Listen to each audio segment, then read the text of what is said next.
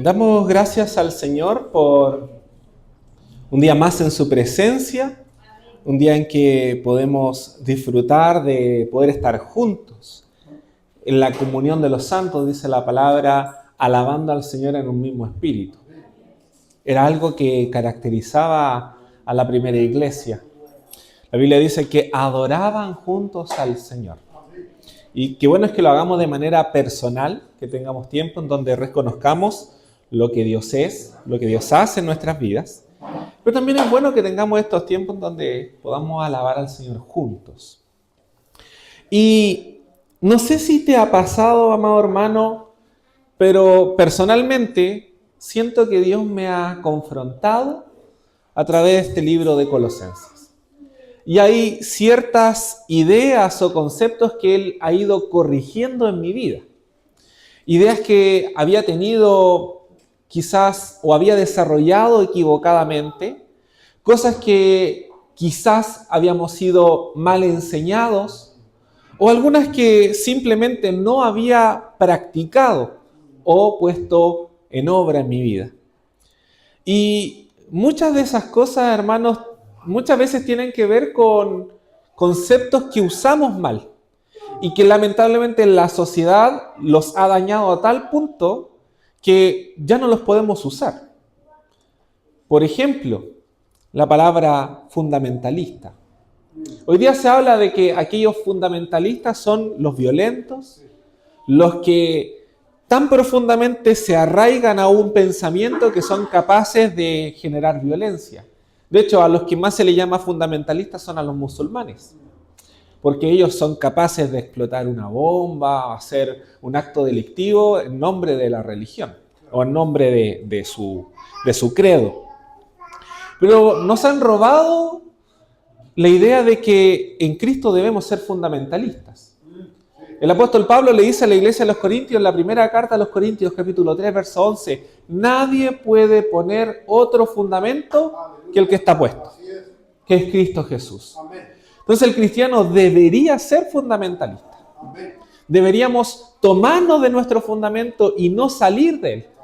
Y una de las razones por la que la iglesia de Colosas se había desviado es porque no estaban firmes en el fundamento. Y el cristiano debería ser fundamentalista. O muchas veces el contexto de nuestra sociedad ha destruido tanto el concepto de religión que hoy día una de las frases que nosotros mismos los cristianos nos decimos mucho, Cristo o Jesús es relación, no religión. Y quiero decirte que también está errado. Porque la Biblia dice en Santiago, capítulo 1, verso 27, que la religión pura y sin mácula es esta. Visitar a las viudas, a los huérfanos, en sus tribulaciones y presentarse sin mancha de pecado en el mundo. Santidad. Así que nos han robado el concepto de la religión. ¿Y qué es la religión? Es un sistema de creencias. Y nosotros creemos en Cristo. Entonces nos han robado socialmente palabras que deberíamos acuñar y de la cual deberíamos sentirnos orgullosos. Mi religión es Cristo. Pero hemos mutado el concepto de religión a un sistema formado o hecho a mi medida. Y de hecho, creo que en otras ocasiones les he dicho de que quizás cada uno de nosotros tengamos nuestra propia religión. O hemos hecho una religión a nuestra medida. Si hemos hecho muchas veces a Jesús a nuestra medida, imagínate hacer una religión a nuestra medida. Una religión donde le ponemos fecha a venir a la iglesia y donde hoy día no me siento con ganas. Hoy día vino alguien y es más importante estar con esa persona que estar en la presencia del Señor. O no sé si te ha pasado, pero a veces sientes que necesitas algo de Dios y escuchas por ahí un mensaje en la radio, en YouTube, escuchas un podcast y con eso estás bien. Y hermano, a veces nos satisfacemos con una interpretación de la palabra y no con quién es la palabra, con Jesucristo. Entonces priorizamos un sermón a buscar a quién es la raíz o la razón de todas las cosas, a Jesús. No está mal, pero no es suficiente. Y el tema central de Colosenses es que Cristo es suficiente. Entonces, por eso hemos estado hablando todas estas semanas que hay grandes problemas en la iglesia de Colosas a raíz justamente de que se han desviado, de que están pasando por problemas de identidad, a que están creyendo otras cosas además de lo que se les había enseñado a raíz de esto. A raíz de que habían perdido el fundamento, a raíz de que habían perdido lo que era realmente ser cristianos, a raíz de desviaciones que habían permitido que ingresaran en sus corazones. Y el texto que vamos a ver en el día de hoy, que van a ser los versos 16 al 19 del capítulo 2 del libro de Colosenses, titulé este mensaje como Libre de sombras. Y vamos a ver por qué. ¿Y por qué la palabra sombra? Y el verso comienza con una expresión, por tanto. De hecho, el texto dice, si ya lo tienes, dice, por tanto, nadie os juzgue en comida o en bebida, o en cuanto a días de fiesta, luna nueva o día de reposo. Todo lo cual es sombra de lo que ha de venir, pero el cuerpo es de Cristo.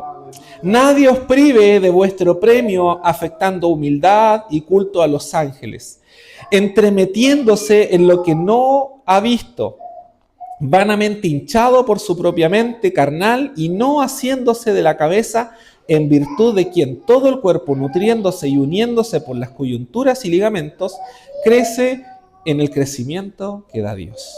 Amado Padre Celestial, te damos gracias por tu palabra. Gracias, Señor, porque hoy quieres hablarnos de una manera especial. Hoy día, Señor, quieres derribar todo sistema que nosotros hemos creado, Dios. Todo obstáculo, toda excusa que hemos formado en torno a nuestras propias religiones o sistemas religiosos. Y quieres mostrarnos la verdad de Cristo. A veces, Señor, nos preguntamos por qué he permitido ciertas prácticas en mi vida y no nos hemos dado cuenta que nosotros mismos hemos dado lugar a ellas, Señor. Corrígenos, Dios. Cambia todo sistema lejano a ti, Señor, pagano, que hemos hecho pasar por santo, y vuélvenos a ti, Dios. Te lo pedimos en el nombre de Jesús. Amén. Gracias, Dios. La palabra, por tanto, con la que comienza Pablo en este texto, conecta con los versículos que anteriormente habíamos visto, capítulo 2, verso 14, 15, en donde Pablo está diciendo en vista de lo anterior, de lo que anteriormente hemos hablado. Y estuvimos hablando de la cruz de Cristo, no sé si te acuerdas. Terminamos con la idea de la cruz de Cristo. Él que había colgado allá esa acta que nos era contraria, que la exhibió públicamente, terminó avergonzando a aquellos que querían causarle vergüenza. Ya nadie puede culparnos, ya nadie puede decirnos esto es lo que tú hiciste, porque Cristo lo perdonó. Esa es la razón. El texto parte con un concepto de libertad. Somos libres en Jesús.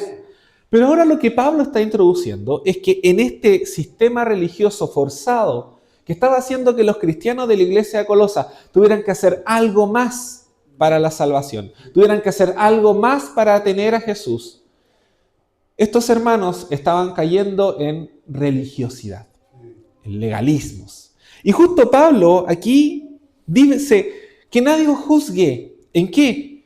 En comida, en bebida, en cuánto día de fiesta, si era luna nueva o día de reposo. Hermano, esta iglesia era una iglesia que se criticaba a los hermanos mutuamente por cómo se vestían, por si el hermano comía o no comía, por lo que comía, por si el hermano guardaba o no guardaba las fiestas.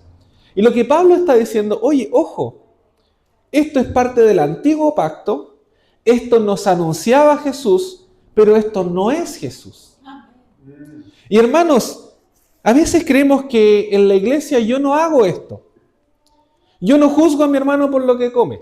De hecho, yo no sé lo que comen.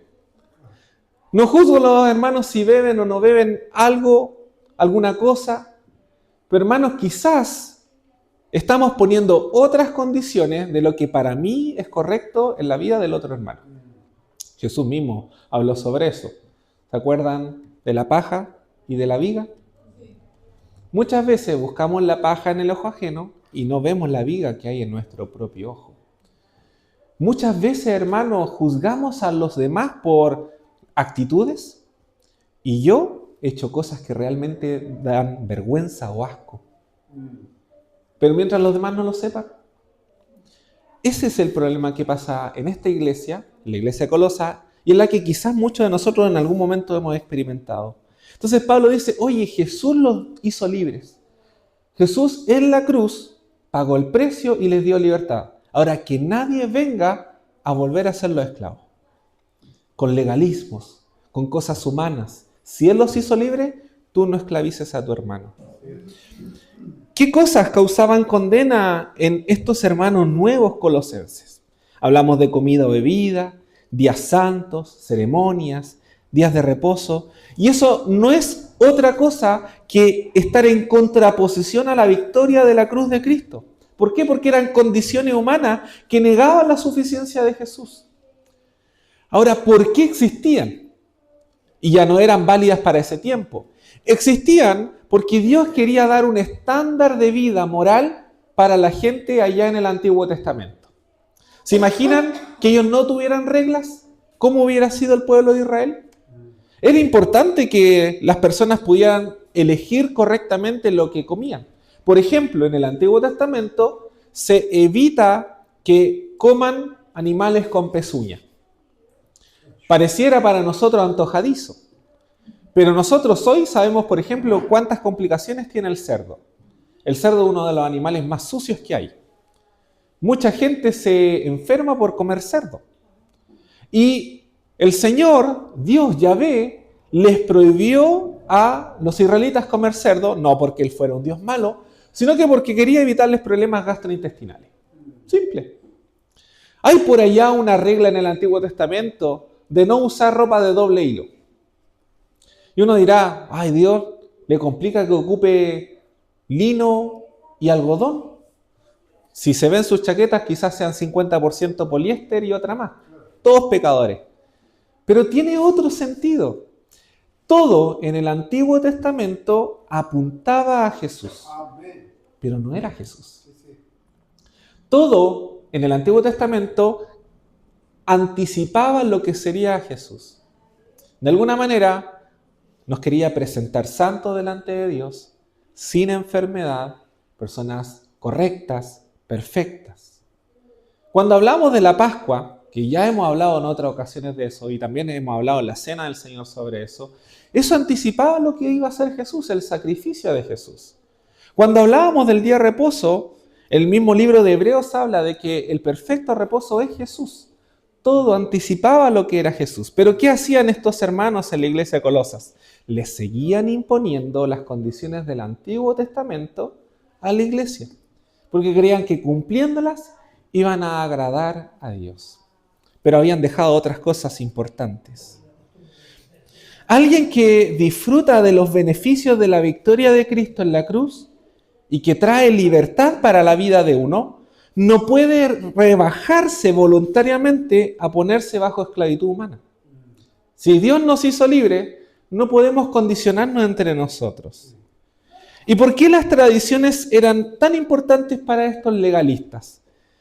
Porque proyectaba una falsa espiritualidad o una devoción. Los que lo hacían parecían más espirituales que los que no lo hacían. Y hermanos, muchas veces sí pecamos de parecer espirituales. Queremos demostrar que somos más de lo que realmente somos. Y lo digo porque yo muchas veces lo hice. Me acuerdo cuando era pequeño y veía en medio de los tiempos de adoración a la gente que alababa al Señor y levantaba sus manos, yo miraba a los demás y con un ojo cerrado y otro medio abierto, levantaba mis manos porque me da vergüenza que yo no las levantara mientras los demás las levantaban. Pero no lo sentía. Y eso me volvía un hipócrita. Y la hipocresía, hermano, es un pecado. El problema es que muchas veces aparentamos algo que no somos. Y el problema también de la hipocresía es que también aplica a intentar en la iglesia hacer algo que afuera de la iglesia no somos. Pregúntate, si aquella persona con la que convives fuera de la iglesia te viera aquí adentro, ¿qué diría de ti? ¿Esta persona es igual? O mira cómo es. Yo lo conozco diferente afuera. Y eso, hermano, debería avergonzarnos. Porque eso es hipocresía. Y eso, hermanos, es un sistema legalista. Hemos vuelto de eso una religión. Ese es el problema. Todo lo que estaba dicho antes de Jesús, todo este sistema, todas estas condiciones religiosas, no eran más que una apariencia. Y obviamente la falsa devoción o la falsa espiritualidad refleja una realidad incómoda. Y es que hay gente que prefiere solo vivir de apariencias. Y justamente el versículo 17 es clave para ese análisis. La versión NTV, el verso 17, lo describe de la siguiente manera. Pues estas reglas son solo sombras de la realidad que vendrá. Y Cristo mismo es esa realidad. La palabra sombra en el griego es la palabra skia, que significa algo que proyecta una realidad, pero no es la realidad misma. Todo eso anticipaba lo que era Jesús, pero ninguna de esas cosas eran Jesús. Las leyes, los rituales, las ceremonias, solo eran un anticipo de lo que haría Jesús. Era una muestra, era solo un eco de lo que Jesús significaba, pero no era Jesús. Señalaban a Cristo, pero no era Cristo. El sábado, les dije, apunta al descanso en Cristo. Los sacrificios apuntan al sacrificio perfecto de Cristo. La ley alimenticia apuntan a la pureza espiritual con la que nos debemos presentar delante del Señor. En otras palabras, no eran el destino, eran el mapa. Pero lo habían vuelto el destino, lo habían vuelto el propósito, como si eso fuera lo más importante. Y muchas veces, hermanos, nosotros volvemos a la sombra. Volvemos a lo minucioso, a lo poco importante en la vida del cristiano. ¿Saben que volver a la sombra es preferir una fotografía en vez de tener contacto con la persona real? Volver a la sombra es vivir en la señal en lugar del cumplimiento. Y no es lo que Dios quiere que tú experimentes. A veces también hemos vuelto nuestra vida espiritual en una sombra de lo real. ¿Cómo? Muchos se sacian con un sermón, como decía en un principio, pero no tienen una relación con Dios. Y Dios quiere hablarte directamente a ti. ¿Sabes? A veces tengo problemas con escuchar sermones para otra iglesia, porque es la palabra de Dios para esa iglesia. Y quizás Dios quiere hablarte y confrontarte a ti con otra cosa. Pero hermano, si no abres tu Biblia, ¿cómo Dios te va a hablar? Hermano, no te puedes alimentar toda la vida de ver mensajes que Dios le ha hablado a otra persona cuando Dios quiere hablarte a ti de manera personal. Y esta pregunta la hago y sé que es incómoda y creo que no les va a gustar, pero ¿hace cuánto no abres tu Biblia para leerla? Y si, hermano, ha pasado más de 1, 2, 3 días, debería darte vergüenza. Porque quizás te ves bien, gordito, llenito, pero espiritualmente quizás estás raquítico. Estás solo sobreviviendo. Y Dios no te va a hablar. Y después nos preguntamos, ¿dónde estás, Señor? ¿Dónde está tu presencia, Señor? Y no lo busco. Y esto es lo que le pasa a la iglesia de Colosas. Viven en las sombras. Muchos creen que el momento de la adoración es lo más cerca que puedo estar de Dios. Pero ignoramos su presencia. Esto es solo una muestra de lo que Dios puede hacernos experimentar. Pero lo adoras en casa. Y no me refiero a poner una canción y levantar tus manos y poder exaltar al Señor con un cántico. Hermano, eso no es adoración. Adoración es lo que haces en tu día a día. Adoración es lo que haces cuando nadie te ve. Eso es adoración. Adoración es obediencia. Por eso, muy buena la aplicación del pastor Oscar en el comienzo. ¿Qué prefiere el Señor?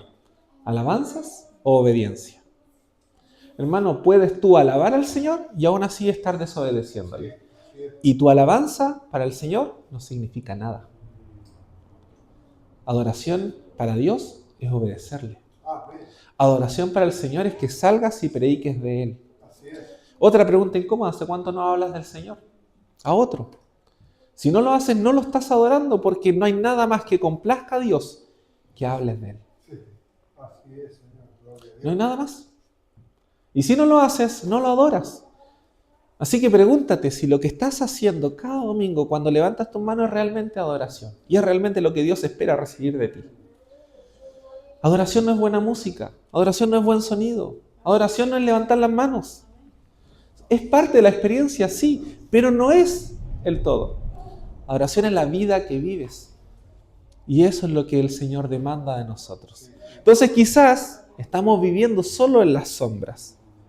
Y el verso 18 justamente advierte sobre el misticismo como un falso sistema religioso que se caracteriza por falsa humildad, por adoración de ángeles y supuestas visiones espirituales. ¿Y qué producía? Orgullo espiritual y una desconexión de Cristo. Mira lo que dice el verso 18, lo voy a leer en otra versión. No se dejen condenar por quienes aparentan humildad y adoran a los ángeles. Estos se basan en visiones que dicen haber tenido y se llenan de orgullo con ideas humanas. A veces creemos que hemos tenido una experiencia sobrenatural con Dios. A veces hemos creído que Dios me habló de una manera sobrenatural. Siempre he usado ese ejemplo, Pastor Oscar, de esta hermana que Dios le había dicho que iba a ser una profetisa. Dios me habló. Dios me dijo que iba a ser profeta. Ok, bien. Necesitamos profetas en la iglesia. Entonces venga, estamos orando todos los días, 6 de la mañana, le habrá dicho. Todos los días necesito que estés conmigo orando a las 6 de la mañana. Y no sé si le dijo que estudiara el Instituto Bíblico también. Porque el profeta se tiene que saber la palabra de Dios. Porque tiene que profetizar lo que dice la palabra de Dios. ¿Qué pasó? Desapareció. Hermano, no hay llamado de parte de Dios sobrenatural que haga sentido en nuestra vida si no tenemos primero una vida de devoción a Dios. Una vida de intimidad al Señor. Ayer teníamos una conversación con los jóvenes muy buena. Y decíamos, y concluíamos lo mismo. Yo creo que no tenemos que preguntarle más al Señor, Señor, ¿qué quieres con mi vida? Yo creo que Dios de alguna u otra manera nos ha dicho qué quiere hacer con nuestra vida. Pero estamos esperando que Dios también nos diga cómo hacerlo. Si Dios ya me ha dicho qué quiere hacer con mi vida, entonces tengo que ponerme a hacerlo, listo, a ponerlo en práctica. Si Dios quiere que yo lo testifique con mi vida, que yo le hable a otros jóvenes de lo que Él ha hecho en mí o del evangelio que he recibido, ya pues, tengo que abrir mi boca. ¿Qué más tengo que esperar que Dios me diga hacer? Entonces estamos esperando revelaciones mágicas, que se abra el cielo y se ponga un haz de luz sobre mí. Hijo amado, hermano, eso no va a pasar. ¿Y aquí qué pasaba con los hermanos de los colosenses? No, he recibido del cielo una gran revelación. Hermano, tenemos la palabra profética más segura que es la palabra de Dios. Si no conoces la palabra de Dios, no puedes hablar de parte de Dios de lo que Él quiere hacer. Porque tenemos que conocer la palabra del Señor. Y ese es el problema. Esperamos grandes revelaciones cuando tenemos ya lo que Dios quiere para nuestras vidas. ¿Qué es falsa humildad? No nada más que un orgullo espiritual o una desconexión de Cristo. Así que todo lo anterior exige que volvamos a la verdad de Cristo. Y ahí está el verso 19. El verso 19 justamente nos dice esto. Dice, todo esto, esta falsa espiritualidad, qué interesante, dice que nadie les prive de vuestro premio, de lo que Dios quiere hacer realmente en tu vida. Porque el legalismo paraliza, hermano. El legalismo hace que la gente se vaya de la iglesia. El legalismo hace que las personas no quieran servir. Y ahí está nuestro premio. Todo esto se entromete, todo esto produce estanquedad. Pero, ¿qué debería hacer el cristiano? Asirse de la cabeza, nutrirse en el Señor, estar vinculado siempre a Él y crecer. Y vamos a hablar un poco de eso. Cristo tiene que ser la única fuente de vida en el cristiano. La imagen de Cristo conectada al cuerpo nos muestra primero que Cristo es la cabeza. Segundo, que la iglesia depende completamente de Él. Y tercero, que el crecimiento verdadero viene de Dios y no de reglas humanas. Sí, amén. Mira lo que dice Gálatas capítulo 4, verso 9. Si había una iglesia que tenía problemas con el legalismo, era la iglesia de los Gálatas. Era una iglesia sumamente complicada. Una iglesia que quería volver a los rudimentos, volver a lo antiguo, hacer todo eso que era sumamente exigente y que hacía que muchos abandonaran la fe. Mira el verso 9 del capítulo 4 del libro de Gálatas. Cómo el apóstol Pablo tiene que confrontar a la iglesia por las prácticas que estaban haciendo que muchos se desviaran. Incluso a algunos le dice, ustedes son perros y mutiladores del cuerpo por lo que le están obligando y exigiendo hacer a la iglesia. Y aquí en el verso 9 dice, mas ahora conociendo a Dios, o más bien siendo conocidos por Dios, ¿cómo es que os volvéis de nuevo a los débiles y pobres rudimentos a los cuales os queréis volver a esclavizar? Insisto en los versos anteriores, cuando Cristo nos hizo libres en la cruz. Aleluya. ¿Cómo yo me quiero volver a esclavizar con normas humanas? Cuando Él me hizo libre. Y esto no para aquí, continúa el apóstol Pablo ahora en el capítulo 5 de Gálatas, en el verso 1. Y el verso 1 dice, estad pues firmes en la libertad con que Cristo nos hizo libres, y no estéis otra vez sujetos al yugo de esclavitud. Hermano, aquí la cosa no es que algo o alguien te haga esclavo. En Cristo eres libre. Tú y yo nos volvemos esclavos de algunas cosas. Nos volvemos esclavos de la mentira. Nos volvemos esclavos de juzgar a los demás. Nos volvemos esclavos de mirar a los demás en menos. Nos volvemos esclavos del egoísmo. Nos volvemos esclavos de nuestra economía.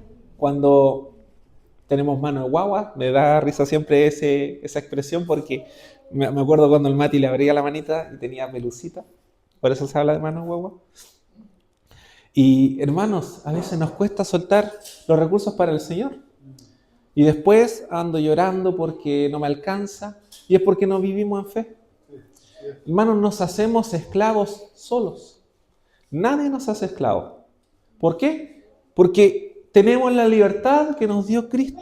Así es, amén. Pero queremos volver a los rudimentos. Queremos volver a lo antiguo. Queremos volver a un sistema religioso que añade requisitos humanos a la obra de Cristo.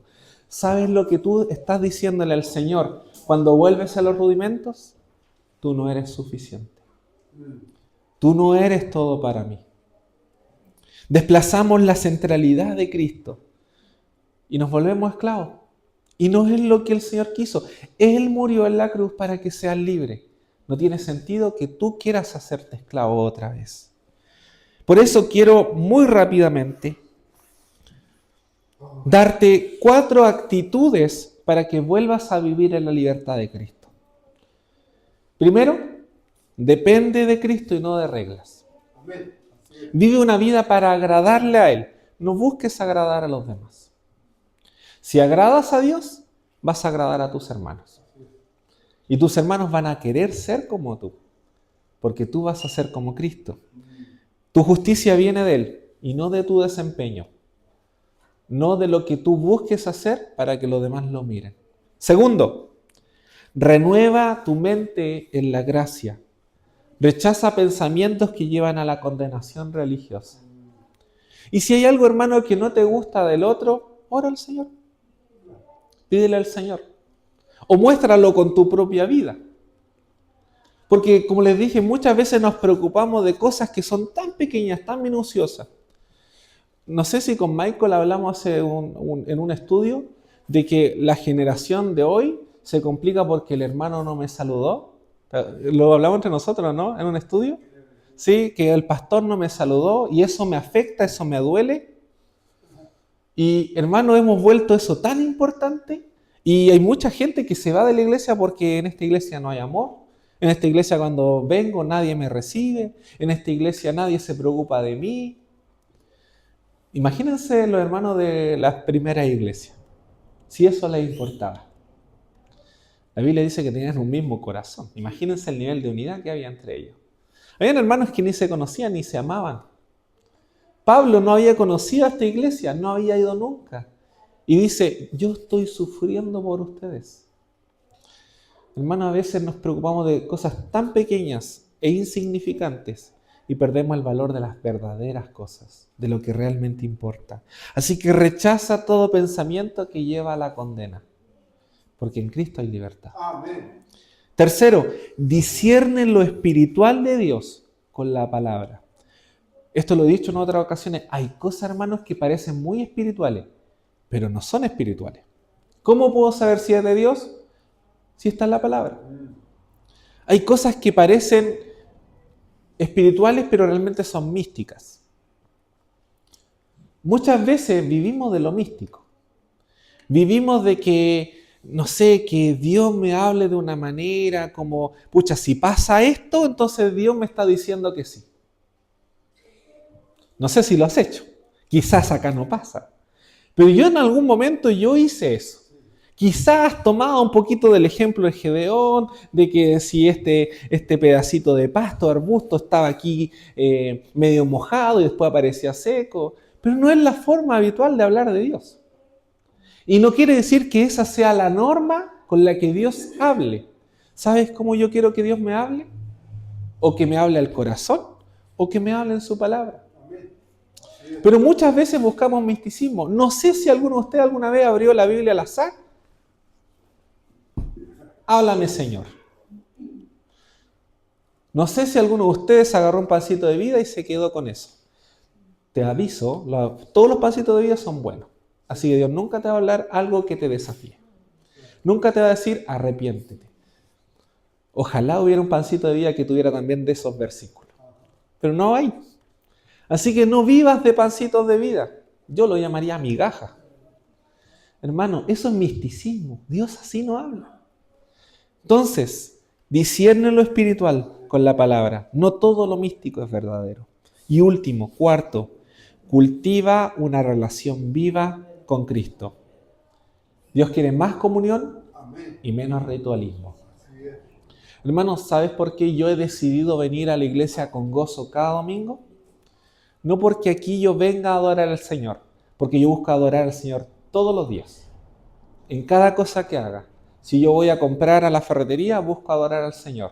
Y le digo a la persona que vende una palabra de fe, una palabra para que conozca a Cristo. Si voy al trabajo, veo que todos los chiquillos están poniendo su música, son buenos para poner cumbia, y llegan y bajan la música y me dicen, jefe, ponga la suya. Porque yo partí diciendo, chicos, ¿les puedo cambiar la música mientras estoy yo? Sí, pues usted es el jefe. Ya, como soy el jefe, yo cambio la música. Y ahora me ven llegar y solitos cambian la música. Entonces yo les dejo que mientras estoy yo, pongan corridos mexicanos cristianos. Y les encontré una banda que es de corridos cristianos mexicanos, que se llama Propósito con Estilo. Son muy buenos. Y ahora he descubierto que yo he llegado sin que estén y están escuchando música cristiana. Hermano, impacta el lugar donde vas. Sí. Impáctalo. Que la gente note que Cristo está en ti. Aleluya. ¿Se puede? Sí. Cristo está contigo. Amén. Así que si Cristo está contigo, que es la verdad de Dios en su palabra, deberíamos impactar el mundo. La gente tiene que notar que tenemos la presencia del Señor. Y eso es buscando comunión con Dios. Así que más comunión, menos ritualismo. No vengas más con la intención de venir a la iglesia porque esto es lo que te va a llenar para el resto de la semana. Ven acá porque esta es la conclusión de una vida que buscó a Dios toda la semana. Y esta es la guinda de la torta. ¿Te das cuenta cómo depende de mí cambiar mi sistema religioso a una vida de comunión con el Señor? Hemos vuelto muchas cosas simplemente religiosidad y no es lo que Dios quiere. Hermano, si pensabas que viniendo a la iglesia eres salvo, olvídate de eso. Eres salvo por la gracia de Cristo. Hebreo dice, no dejes de congregarte. Pero ¿sabes qué? Hemos muchas veces tomado mal ese pasaje. Como si fuera casi una amenaza. Hermano, ¿sabes por qué el autor de Hebreo dice no dejes de congregarte? Debería tener un paréntesis. Dice, Y debería decir qué es lo que el autor tiene como intención. Porque nos hace bien. Sí. Porque es bueno que estemos juntos. Somos el cuerpo de Cristo, no las partes de Cristo. Sí. Hermano, cuando tú vienes, hacemos cuerpo. Cuando tú vienes, me haces bien, porque el cuerpo de Cristo está junto. Aleluya. Si tú no vienes, yo estoy incompleto, porque tú eres parte del cuerpo de Cristo que Él me ha dado para yo poder experimentar en plenitud lo que es Dios. Hermanos, nos hacemos bien juntos. Y eso es lo que dice el autor en ese pasaje de Hebreo. No es como, oye, cuidadito si no venís. No, hermanos, nos hacemos bien juntos. Por eso también el salmista dice, yo me gocé con los que decían, a la casa de Jehová iremos. Aleluya. Hermano, qué gusto verte cada domingo. Y creo que lo intento expresar en cada abrazo que te doy cuando te saludo. Me gusta verte. Nos hacemos bien juntos.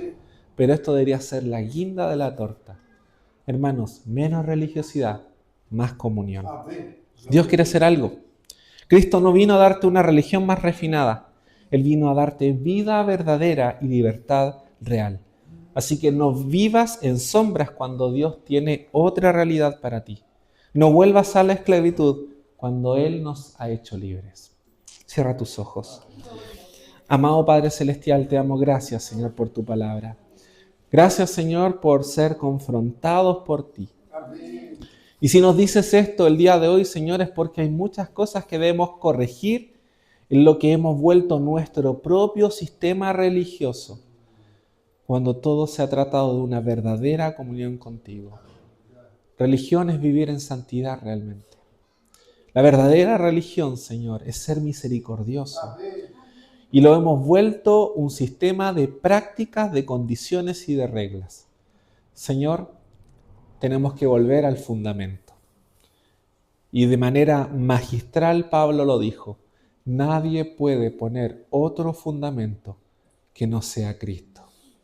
Ese fundamento que ya ha sido puesto. Y en ese fundamento tenemos la verdad de Dios, de que tú en la cruz ya nos hiciste libres. Y si somos libres, ¿cómo volveremos, Señor, a esclavizarnos a nosotros mismos con condiciones del mundo, con condiciones humanas, Señor? Perdónanos si le hemos puesto condiciones a otros.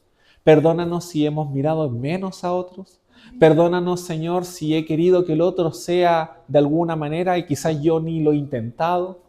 Señor, perdónanos por nuestra falsa religiosidad o quizás nuestra hipocresía. Señor, renueva nuestros corazones. Queremos vivir el verdadero evangelio, ese que hace libre. Gracias, Padre Celestial. Te adoramos, Señor. En el nombre de tu Hijo amado Jesús. Amén. Gracias, Dios.